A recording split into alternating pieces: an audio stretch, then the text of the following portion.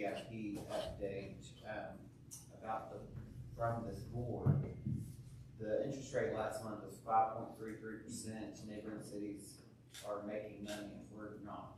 So when are we going to discuss that further? In the workshop coming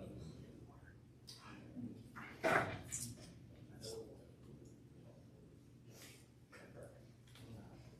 Anything else I can do? That's it.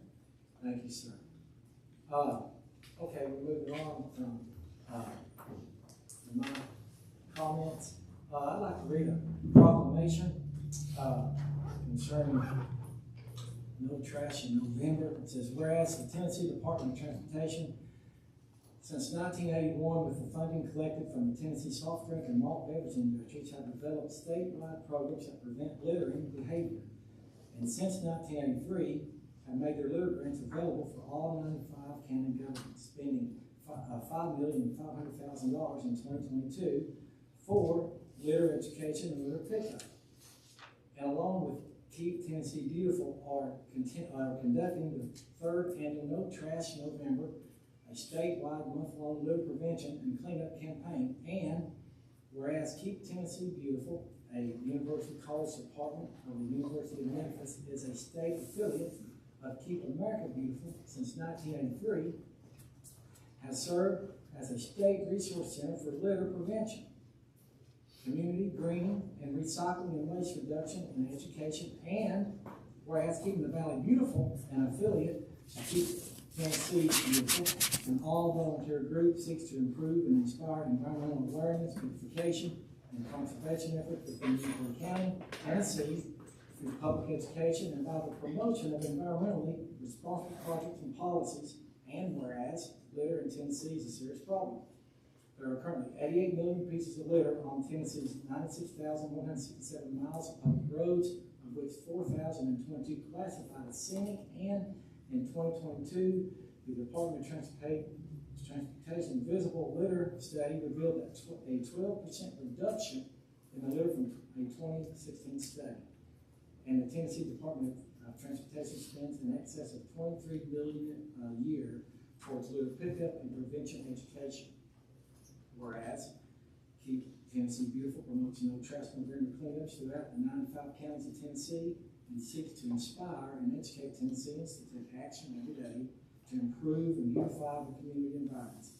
And in 2022, over 48,000 pounds of litter was collected. And whereas Keeping the Valley Beautiful since 2014 has served as Unicoi County's resource for litter prevention, recycling, waste reduction, education, and beautification, and in 2022 cleaned up over 3,500 pounds of litter within the county, along with community volunteers during the month of No Trash November. So whereas the spirit of volunteerism is alive and well in the town of Erwin and all of Unicoi County, and we value the citizen participation in the community improvement and projects. Now therefore, I, Glenn White, Mayor of the Town of Erwin, Tennessee, do hereby proclaim the month of November 23 as No Trash November. So that's a proclamation I read for the BMA. And we have Ms. Karen Dunlap here. Today she's the leader of this volunteer group. And Ms. Dunlap, we thank you for all that you do, for your efforts in keeping our city and our county on a clean basis and beautifying our county and city. But would you like to say something then? You're more than welcome to. Thank you. I would like to say a few words. Sure, yes ma'am, please come forward. Thank you for allowing me this opportunity. Mayor White, I commend you for making the No Trash November proclamation. There are just a few mayors in the entire state of Tennessee that have actually done this. Keeping the Valley Beautiful, as you heard, is an affiliate of Keep Tennessee Beautiful, which is an affiliate of Keep America Beautiful. And for those of you who haven't heard of Keep America Beautiful, you may remember the Indian crying on the side of the street. If you're not that old, then you might remember the slogan, give a hoot, don't pollute. That's who we are. I'm hoping that some of you may have heard of the slogan, Nobody Trashes Tennessee, because that is the campaign that TDOT has right now for managing the litter in Tennessee. No Trash November is part of Nobody Trashes Tennessee. And as the mayor said, No Trash November is a month-long statewide initiative encouraging Tennesseans throughout the entire state to pick up litter in the community. And I want to tell you a couple of fun facts. You heard that we picked up over 3,500 pounds of litter last November. So I looked it up online, and it says that this is the size of most small-sized vehicles: 3 male saltwater crocodiles, a full-grown male giraffe, a 2,000-pound propane tank, and 2 6x12 U-Haul trailers. We picked up more than that individually. And within the state, 48,000 pounds of litter was collected, and that's pretty impressive for just 1 month. Well, this year, Keeping the Valley Beautiful is participating in the 3rd annual No Trash November again, and the goal for the state is 50,000 pounds. Happily, volunteers within our community have already grown.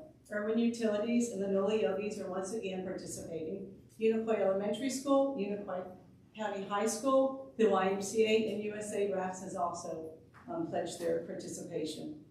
And a couple of statistics for you, because I think that always brings validity to any kind of presentation. In 2016, in 2006, 2016, and 2022, TDOT conducted the Visible Litter Study. And this is just like it sounds. You visibly count the litter on the side of the roads, and it was throughout the entire state. Well, the good news is that between 2006 and 2022, a 16-year difference, there was a 53% drop in litter. And you heard the mayor say that from 2012 to 2016 to 22, there was another 12%. So that's significant, but there's still a problem with littering. The most recent study showed there are still 88 million pieces of litter at any given time on our roadways. That's a lot. Worse yet, from 2016 to 2022, there was an 18% increase in intentional littering, done on purpose. You know you've littered. Nearly 50% of the litter that we're seeing in our local roads has been intentional. That's significant. TDOT spends more than $23 million annually just on the litter pickup and litter prevention. Unfortunately, maybe you've heard, maybe you haven't, the Sheriff's Department is no longer participating in TDOT's litter grant program. So if you think you're actually seeing more litter on our roads, it's because you are. Nobody's picking it up. So it's more important than ever to be involved in picking up litter to help educate and to prevent littering. So how can you help? How can anyone help? Well, during the month of November, organize any size group, be it an individual, a small or a large one. You can start picking up litter in your neighborhood, around a business, around your favorite walking, biking path. You can do it around a school, a park, around an entry, exit off I-26. It's endless. When you do decide to do this, please coordinate with Keeping the Valley Beautiful, because we are keeping statistics that we need to give to TDOT. We need to know the number of people involved. We need to know the number of bags. If that's not possible, go ahead and come join us, because on November 18th at 9 a.m., we have an organized cleanup.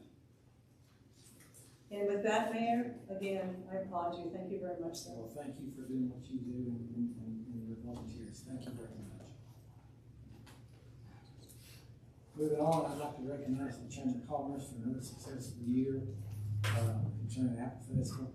I think it started in 1977. It's old Joe Clark days. I was a freshman in high school, and it's really just a flea market. So your chamber has taken that and made it one of the largest festivals in the nation. And so I'd like to congratulate you on that. And also I'd like to congratulate and recognize our police department, our fire and public works, job well done. Last meeting, I made a connection with Rise Erwin to the cost of the gathering place, which should not have been stated. These two issues are separate. Whenever issues are discussed that people feel strongly about, and at times emotions can run high. Last meeting, my discussion with Ben McNabb was somewhat loud, which on my part was not intended.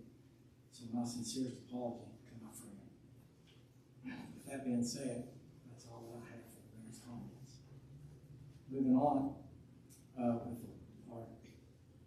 consideration 6.1, consider approval of the survey and soil sampling for tennis courts at Fisher Park per the Unicoi County School request. Mr. Bailey, would you like to comment on any further on this? It is what it says up there. We heard from John last time. They just need approval to go ahead and get, to make sure that the ground is stable enough to go forward with their tennis courts. We just need to start with there. Second. Okay, Mr. Bailey, would you call the roll? Alderman Baker, Yes. Alderwoman Huston, Yes. Alderwoman Edwards, Alderwoman Vaughn, Yes.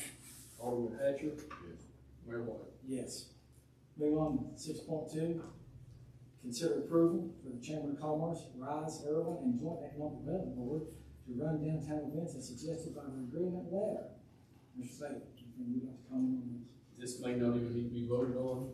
It's one of those things that I thought since it was a hot topic, we may need to just bring it forward. I discussed it with Tom and he agreed that it was probably a good idea. So it is just the agreement letter that we had received last meeting. I think, or I guess it was a workshop where we received that from them just to, for them to take over. Okay. Any other discussion on this issue? Should this be specified? That's what was in the agreement letter. I had the same question, and I asked Mr. Bailey, and it was, told to Mr. Seeley. I don't believe there's anything to vote on. I think that we're gonna vote on them whenever we close the street, whenever they come forward for a street closure, so I don't think there's anything to vote on. That was my question about this, Okay, so. what's whatever y'all want to do. I think it would be good though to give them the I event. think it hurt. Right, I mean, that our vote of confidence in their going to run the Direction. events for the town. I think if we voted on that and it's approved, it kind of gives them the knowing that we're going to go in that direction, so. And we're not voting on a single event. This is like. This is for them to do the And then they events. would bring the event to us. Yes. Showing that we're giving them that lead. So, with that being said, any other discussion? Any board? With that in mind, I'll vote to approve. Do I have a second? Second. Mr. Bailey, would you call the roll? Alderman Hatcher, Yes. Alderwoman Vaughn, Yes. Alderwoman Edwards, Yes. Alderwoman Huskins, I think I need to ask Tom if I can vote on this. There's no monies being appropriated yet. I think it's a show of unity based on what that for. So I Just think you double could. checking. Yes. Alderman Baker, Yes. Mayor White. Yes. Moving on to 6.3, consider approval of road closure for Halloween, for Halloween as requested by North Ridge Community Church. Mr. Bailey, would you like to comment? As you saw in your packets, that will be on Halloween night. I believe that's a Tuesday. They're requested for streets to be shut down at 4:30 until 8 o'clock. Nothing out of the ordinary for the town to do, just provide Support services. support services and the road closures themselves. Okay, we've done this in the past, so, any discussion from any board member? Do I have a motion? I'll be good. Do I have a second? Second. Mr. Bailey, would you call the roll? Alderwoman Huskins, Yes. Alderwoman Edwards, Yes. Alderwoman Vaughn, Yes. Alderman Hatcher, Alderman Baker, Yes. Mayor White. Yes. Moving on to 6.4, consideration for Apple Festival 2024 parking at the Morgan property. Mr. Bailey. We have had 2 entities request parking for the 2024 Apple Festival already. Those came in on Monday after the Apple Festival. I looked back through the minutes, going back to February of 2023, and it looks like that this was tabled then, and was supposed to have had a workshop to build a policy for this. I was not here then. I don't know if that workshop ever happened. I have no notes of that, so that's about all the information I have on the policy.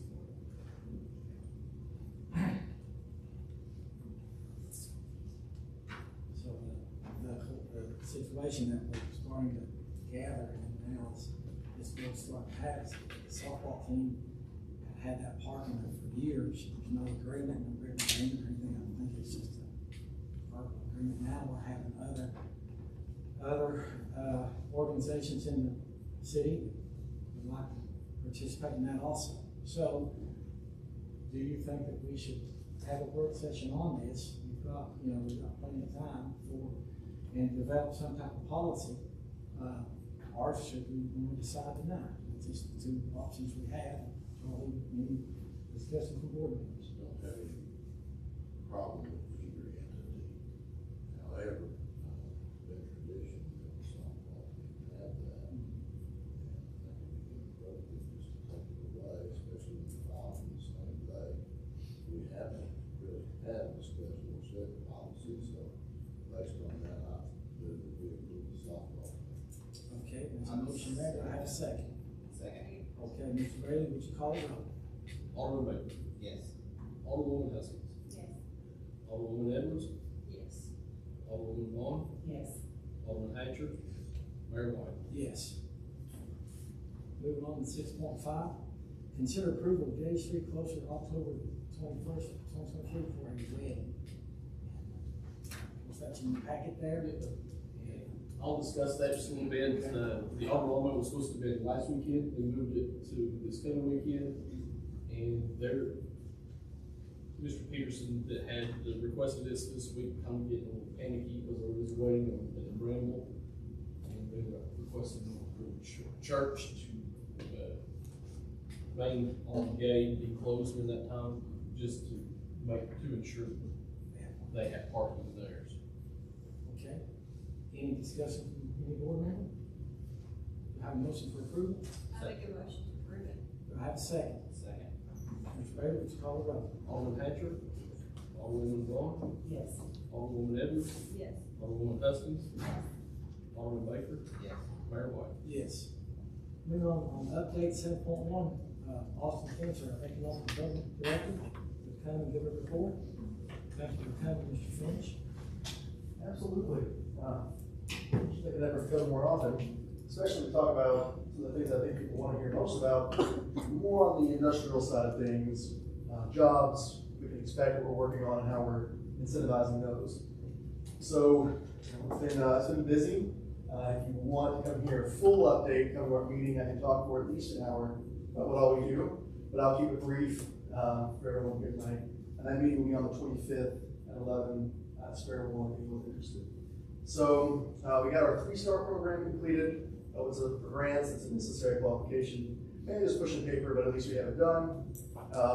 Grants, apply for a Tennessee Placemakers grant to work on small business assistance programs that provide modules to educate and teach small businesses in the county basically how to be successful with the tools that they have. And provide some additional ones there. And also just had a meeting today with the Development District to talk about how we can bring ARC money into the county as well. Lots to figure out there still. All right, so I don't know if I can say this as excited as I should, or really get the point across just how much is moving on the jobs front. You know, right now we have 3 different industries expanding. We're looking to expand. We still have some pieces to put together. We're not ready to do the ribbon cuttings just yet. But when this happens, you're talking around 200 jobs between the 3 of them. And these are all paying higher than the average. In some cases, a lot higher than the average county starting wage. One relatively small industry that I can't mention by name just yet will expand and add another 50 people, starting at $24 an hour. Working on getting the new market tax credits, state incentives, TVA incentives, and how to really make that happen here. Also the possibility of a headquarters coming as well. Brings office jobs, blue collar jobs, and starts to bring life back in. I haven't been here as much as I should have been in the last few years, but most news I heard from the outside looking in was mostly jobs leaving, headquarters leaving, different entities leaving. Now we have some looking to move in. We're working with NFS on the possibility of major investment, major new jobs there, and how we can incentivize and help that. And then Subaki, Nakashima also adding another 10 to 15 jobs in Erwin, bringing jobs back into that plant, fill that back out. So really a ton of progress, anywhere between $60 and $65 million invested into the county, which I think is a huge step, and I think the things we want to be doing. Hopefully we're all happy and smiling ribbon cuttings, and really happy to have jobs here. We're competing against our peers in a big way. Peers being Washington County, Sullivan County. I mean, most of the projects keeping the state busy right now are Newport County projects. So, good stuff there. Also, events-wise, actually, let me touch on 2nd Street real quick. Yeah, that's the big one. That's the one that kind of hangs over They do say that, you know, as an economic development director, what you want to do first is make sure your industries can grow. Most of your job growth comes from the ones that are already here. And so we're doing that. So, well, how do we make the next step? And you were talking to me in May, you know, I was really excited. I thought we'd have had this done by now because we had all these different people talking about different things. A couple projects from the states, a couple from TDA, you know, that may be looking, some relatively serious from the state. Regional partners who wanted to come, possibly build warehouses to then release back to smaller industries. And then a lead that Mr. Baker provided for their industry at Kingsport. So the amount of momentum, I thought this was a done deal. Well, economy changed, interest rates went up, and things all of a sudden paused. So, you know, we have all these things hanging out there, things we submitted on, progress and conversations that aren't quite materializing, we're waiting for more notice. Basically, what we got to get across, you know, to everybody who wants to know why we haven't sold that site, so this is a once-in-a-lifetime opportunity, once in multiple lifetime opportunities to put the right kind of industry there, the one that'll be the next CSX, the next NFS, who's going to be a community partner for 100 years to come, is who has to go there. If we wanted to get it sold today to somebody who would put quote-unquote industry, an industrial-looking building there, we could do that, but we will have sold ourselves out in a way that we'll never recover from. So we got to be careful with these decisions, and I think that's what we're trying to do, be fair to everybody in the process. So we're going to keep trying to find those. Some of the ones we talked to are automotive companies out of Europe, you know, 200 jobs, with great insurance, and apprenticeships to high school, and training facilities, and all these great things are who we could have. So we don't want to sell out too early there. So I guess I'm just asking what we always ask, just for a little more patience, a little more time to make sure we get something done there. Then we'll be hosting a career fair at the high school. Yeah. Any questions for Mr. Finch? Just Finch, one time, people on the board was talking strongly about trying to do a business incubator type of thing. Is that gone anywhere, or are you familiar with what I'm talking about there? So I don't know necessarily which aspect you're talking about, because there's all these different definitions of what an incubator is. So like I'm talking to somebody right now, Diana Candler, she does co-starters, and that's like an incubator of sorts. They'll give you the tools and different pieces to kind of be successful and get your business and grow it. We want to get one of those started here. I didn't want to announce it yet because I haven't had a date picked. I think that's something we'll work with the chamber on, you know, advertise, see all we can get there. And there's other opportunities too, and not to speak, you know, too much too soon, but there's a chance for a major investment. This is new. This is a whole new concept coming out of the Ayers Foundation that could help us do something out of the high school dedicated to growing young entrepreneurs or young, if they want to bring back the 30-somethings is their goal. You know, right now they're doing these great programs to educate our high school students, and all we're doing is creating a catapult, and they go and they never come back. And so how do we create a program here to bring them in a makerspace, an incubator, something along those lines might be it. We got to figure out what this idea is going to be, how to pitch it to them, where to put it. And yeah, so there's a lot to piece together there. Is that anywhere close to answering your question, or what are you looking for exactly? I just, you know, I think it's sometimes an idea is pitched, and then we don't hear about it again, you know what I'm saying? So Yeah. it's good to hear it come around full circle and know where it's going. Yeah, I think every economic development director mentions an incubator. Everybody wants to do that. Everybody wants to be, you know, the small business person. But, you know, just because you build it doesn't necessarily mean it's useful or they'll come. So that's what we got to figure out with the Ayers Foundation. But what makes this conversation different is I'm not coming up here and saying, I'm going to go chase money around and try to do this. It's somebody's coming to me and saying, I have money to do this good idea. So we got to figure that out. And I'm more than open to input and how we can do that, where to do it. You know, so I wouldn't define this as an official announcement by any means, but we have interested partners for big out there. We definitely need that for our economy. I mean, if you look at, yes, bringing in 200 to 300 jobs is great. If that goes out like the railroad did, then we're left in an economic downfall. So you build your businesses around your people from your town. Yeah. Those small businesses, you take 10 with 30 employees, you have a 300-person plant. Exactly. And if one leaves, it doesn't cripple your community. Yeah. So, and we have a lot of people who sell things online here that I'm sure would love the help of starting up that business, so that's phenomenal. That would be the ideal, you know, and we talked about this, our meeting, and everybody, one of my biggest goals in this whole job, and whatever we talk about, you know, is it bringing in better paying jobs, is it, you know, community development, whatever it is, it's about getting people to want to move back home and keeping the community alive and growing, and we gotta do things like that to make it happen. So, You keep it by keeping your community with the way, the values that they hold dear. I think so.